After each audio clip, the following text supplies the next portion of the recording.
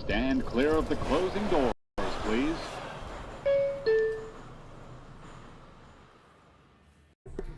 And what is up, you guys? Welcome to the stream. A nice little work from home plate day, right? The Mets in some afternoon action.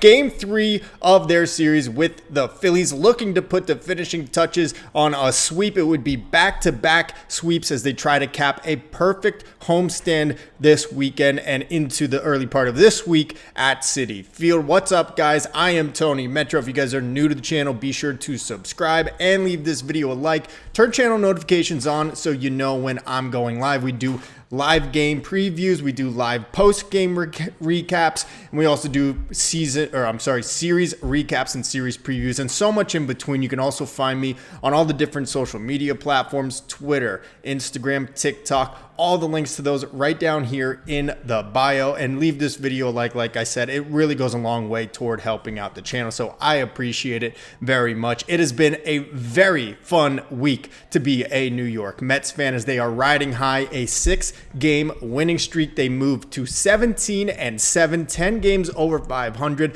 tied for the best winning percentage in all of baseball, and it's only getting better now as they get the first 2 games of this series with their NL East rivals, the Philadelphia Phillies. And quite frankly, the Mets have outclassed the Phillies in these first 2 games in every facet of the game, in their hitting approach at the plate, in their pitching. As we know, the best starting rotation ERA in all of baseball, the second best bullpen ERA in the game, and defensively as well. So it has been a lot of fun to be a Mets fan. Comment in the section over here, what have you been most impressed about with the Mets over this current 6-game winning streak? Let me know. I want to hear from you. Also, give me a final score prediction for today's game. What is going to happen right now?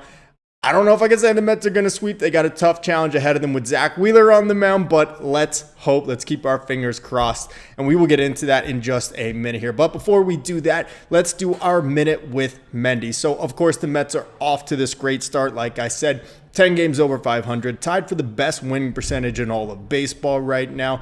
The vibes are high in Queens, no doubt about it. If you watch my stuff, you know that I am elated, just like I know you guys are too. But we can't get too far ahead of ourselves. So let's hear what Carlos Mendoza had to say about it all in his presser after last night's win. Ed? Carlos, what's your reaction to being 10 over 500 so far? And are you surprised at all? I mean, it's early, and I'm not looking at the standings. Our job is to continue to win series, You brought it up. I have no idea. Yeah, I know we're playing well. We're racking up wins right now, and that's what you want, But we still got long ways to go, And we can sit here and we got every game, every day, every series, and that's our mentality here. It's too early to start thinking or talking about things like that because there's a lot more to go. Yeah, that's exactly what you want to hear from your manager. There is a long way to go. So 17-7, I'm no mathematician, but simple arithmetic would tell me that's 24 games, meaning that there's just about 138 of these left. So long way to go, really nice start, and I'm really happy with the Mets record, but more importantly that it's just the way they have played. It's been their crisp defense. It's the bats now coming around, starting to hit better situationally. We know the hitting with two outs and runners in scoring position, and just runners in scoring position in general was dreadful the first 2 weeks or so for this team. They've turned that around, and of course the starting pitching has been fantastic as well as the bullpen. But also, while we had to go into our depth a little bit earlier in the season than we probably would have liked, look at how great it's turned out and proven to be actual depth, with Tyler McGill stepping up, Griffin Canning stepping up, Max Kranick being fantastic out of the bullpen. They have gotten contributions from all the different places that you probably never would have expected them to, and so far they've all come up aces, no pun intended, and it has been a really fantastic start to 2025. But as Mendy says, and I echo it, long season ahead. Let's not get too far ahead of ourselves. But what we will get into right now is a preview of the Mets and Phillies series finale here this afternoon as the Mets look to finish off the sweep here in April. Look, you can't win a division in April, but you can lose it, and this could go a long way toward helping the Phillies lose the NL East against the Mets. So today, the Mets will be taking on Zack Wheeler, the former Met, and the Mets will have David Peterson towing the rubber for them. So first, let's get into David Peterson. He's making his sixth start of the season. So far in 2025, a 3.27 ERA over his first 4 starts, 22 innings pitched in that time. His last time out versus St. Louis, probably his weakest start of the year. He goes 5 innings, gives up 3 earned runs on 7 hits. He does strike out 9, though, in that game. That was, of course, on Friday when Francisco Lindor hit his walk-off homer in the 9th inning. Career versus Philadelphia, that's what I wanted to get to next. He's made quite a bit of starts against the Phillies and appearances. 9 starts, 10 overall appearances in his career. Not great numbers, to be honest with you. A 4.98 ERA over 47 innings pitched. 2 starts versus the Phillies in 2024 last year. Back-to-back, actually both coming in September. 1 good, 1 not so good. So his first start, 7.2 innings pitched, 1 run on 4 hits, including 6 strikeouts. The Mets actually lost that game 2-1. So I remember that one. It was pretty frustrating. But then he followed it up his very next start, just 3.2 innings pitched, gives up 4 earned runs on 8 hits. So a bit of a mixed bag for David Peterson when he's going up against the Phillies. And speaking of which, let's take a look at the Phillies lineup here this afternoon. A little bit different from what we've seen over the last couple of games where they trotted out the same lineup. Today, Trea Turner will be leading off for the Phillies, followed by Bryce Harper, Schwarber, Nick Castellanos hitting cleanup, JT Realmuto, Alec Bohm bumped up a couple spots in the lineup from the 8th spot, Edmundo Sosa, and then Johan Rojas in there again, rounding out their starting 9. So Trea Turner, not great numbers against David Peterson, 3 for 16 lifetime against the Mets southpaw. Bryce Harper, very good numbers, 8 for 19, a home run, and 3 walks against him. So that's one that hopefully Peterson will be able to avoid with many men on base. Kyle Schwarber, he's held him in check, though. Just 1 for 16 lifetime versus David Peterson. So not too scared about that. Hopefully that continues to be the case here this afternoon. Nick Castellanos, good numbers, 5 for 10, including 4 RBI. JT Realmuto, just 3 for 17. Alec Bohm, very good numbers. After Harper, probably the best, maybe even better. He has a .333 average in 21 at-bats, including 2 homers and 6 RBIs versus David Peterson all time. Edmundo Sosa getting the start for the first time this series. He is 1 for 2, and then Johan Rojas has a hit in his lone at-bat against Peterson. So keys for me for David Peterson today. Can he get back on track? Obviously, it wasn't his best start against the Cardinals last Friday. Lasted just 5 innings, gave up those 3 runs. He didn't get any issues with the walks. He actually didn't issue any in that start. He did get 9 strikeouts. Let's see if he pitches a little more to contact today. Try to be more efficient and get deeper into this game. He's got to command the strike zone. Let's see if he can also get the Phillies to chase, which they've done a lot so far this series. That was not expected at all. They came into this series with the lowest chase rate in baseball, which is very unfamiliar for me from watching the Phillies over the last 2 years. And so far in these first 2 games, they've looked exactly like the previous Phillies teams that will chase and swing at just about anything. So let's see if Peterson can use that slider, especially against lefties, to continue to get them to go out of the zone. And then, can you give the Mets some length? They haven't had to work too hard in these last 2 games, but this is the final game of 13 in 13 days. That's right, the Mets have played 13 consecutive days, including that West Coast trip that ended in Minnesota and then coming back here for this 7-game homestand. While they've not had to pitch a ton, they pitched 4 scoreless innings of relief yesterday and 3 on Monday. Can the Mets get a little length out of Peterson, give them a little extra rest into the off day tomorrow? So that is what I will be watching for with David Peterson and the pitching staff today here against the Phillies. And then going up against him, as you can see right here, right here is the former New York Met, Zack Wheeler. It feels like just yesterday, the Mets trading Carlos Beltran to the San Francisco Giants to acquire Zack Wheeler. And of course, we know the Wilpons letting him go because they are horrible owners. Thank God they are gone. Thank you, Steve Cohen. But ever since he's joined the Phillies, he has been nothing but a perennial Cy Young contender and all-star on a yearly basis. He has been tremendous since signing that contract with Philadelphia.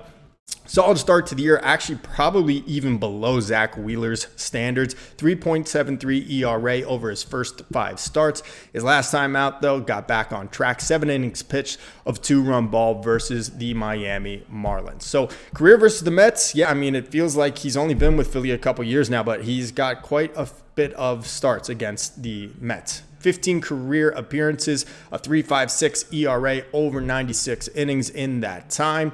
1 start in 2024, and he actually pitched great. That one came in September. 7 innings pitched, 2 earned runs. The Mets actually won that game, though, 2-1. So Wheeler's got pretty good numbers against the Mets. For the most part, I would say has held them in check throughout his career with the Phillies. But the Mets have been the beneficiary of some low-scoring games against him. You remember in the NLDS Game 1 last year, 7 innings pitched, gave up just 1 run before the Mets had their outburst in the 8th inning against the Phillies bullpen. So we'll see if that'll be the case today. I preferably would like to beat up on Zach Wheeler early, knock him out of the game, but it'll be interesting to see how that goes down. Let's take a look at the Mets starting lineup today. A little bit different from what we've seen over the last 2 days. That's kind of been the case, though, given that they have a bit of a makeshift bench at this point with Jose Siri down and with Francisco Alvarez out. Starting 3 stays the same. Francisco Lindor, Juan Soto, Pete Alonso. Brandon Nimmo back in the lineup hitting cleanup. Mark Vientos in there again after another RBI double yesterday. Jesse Winker is in there, followed by Tyrone Taylor, Brett Beatty, and Hayden Sanger. So career numbers against Zach Wheeler. Lindor, very good, 8 for 29, including a homer and 5 RBIs against the former Met. Juan Soto, similarly very good numbers, 281 average and 46 at-bats, 2 homers, and has drawn 12 walks against him. Pete Alonso, also good numbers, 10 for 34 lifetime against Wheeler. Nimmo, 295 average and 44 career at-bats. So those top 4 in the order really have been able to do some work against Zach Wheeler. I think it's going to be key that those guys contribute today if the Mets do want to pull off this sweep. After that, Mark Vientos, limited time against him, 2 for 6 though, including a walk. Jesse Winker, hitless in 10 at-bats, but hey, righty on the mound, you know Winker's getting in there, so no problem there. He's been hitting the ball a lot better lately, even on his outs. They've been loud. After that, Tyrone Taylor, 2 for 6, who has really come around. I said it about a week or maybe 2 weeks ago, right before the Cardinals series, so it would have been a week ago. The Mets needed to start getting some production out of center field. I also said when Jose Siri went down, maybe this is a blessing in disguise because the makeshift platoon that they were doing with Siri and Taylor, I felt maybe one of them just needed an opportunity to play basically every day to get going. So far, that has been the case with Taylor, who's not only been swinging a much better bat, drawing walks, also making that great defensive play yesterday as well. So really happy to see that. Rounding out the lineup is Brett Beatty, who's back in there. Luis Angel Acuna getting the off day. Beatty will play second base. He is 3 for 8 lifetime against Wheeler. And then Hayden Sanger, of course, the rookie, never faced Wheeler in his career before. So here's what I'm watching for with the Mets offense going up against the Phillies right-hander. Can the Mets get to him, and can they do what they did to Christopher Sanchez yesterday? Work him hard in those first few innings and make him have to have an early exit. I'm not exactly sure if that Sanchez early exit was because of injury or just because the pitch count was so high. I think he was up above 55 pitches after the first 2 innings. I'd love to see the Mets force Wheeler out of this one early, get into that Phillies bullpen, which is been a little bit better than we were expecting entering this series, but still, after a couple innings, the Mets have forced a crack into the foundation there. Obviously, Lindor, the 3-run homer on Monday, and then the Mets scoring 3 runs yesterday against their bullpen in the 7th inning. So it's just a matter of time before one of their guys finally gives it up. Also, can the Juan Soto bad luck finally end? Please. I mean, this is ridiculous. Juan Soto, another 0 for 4 yesterday. He scorched a few of those balls, and they just went right to Phillies gloves. I mean, what are you going to do? Like, that is a hang with them if I've ever heard it. Same on Monday. Of course, we know the foul ball home run by inches and another laser of a shot to Alec Bohm that he picked at third base. Juan Soto is hitting the ball. He's looking way more comfortable at the plate. The BABIP gods are frowning upon him for some reason. I hope it turns around. And like I said in yesterday's stream, would love to see him get his first Citi Field home run as a Met before they go back out on the road to start their series with the Nationals on Friday. And can the Mets complete the sweep and the perfect homestand? 7-game homestand. They sweep the 4-game series from the Cardinals and now looking to do it to the Phillies in this 3-game series. I would love to see this 7-game perfect homestand. The Mets have treated Citi Field like sacred ground. They are 11-1 at home. The vibes have been high in Queens. The fans have shown out. They are packing Citi Field and they are loud and they are into it. I love it. The players, multiple players, have said how they're feeling the energy and they're feeding off of it. I think it'll be a little different today with it being a 1:10 start time on a Wednesday, but hopefully the Mets can get the job done and cap a perfect homestand and go 5 games up on the Phillies early in 2025 here in the NL East standings. So what do you guys think? Will the Mets complete the perfect homestand and the sweep of the Phillies in this one? Let me know in the comment section below, guys. We will have a post-game stream reaction as well, and then a series preview as the Mets head out to Washington to take on the Nationals beginning on Friday. Like I said, be sure to subscribe to my channel. Leave this video a like. It really goes a long way toward helping out the channel. And you could also follow me on all the other socials down here in the bio, TikTok, Instagram, and Twitter, where you'll find all my other content that's already posted and clipped up from here on YouTube. That's going to do it for now. Hopefully a happy recap at the conclusion of Mets-Phillies Game 3 later this afternoon. Until then, I'm Tony Metro. Stay true to the orange and blue.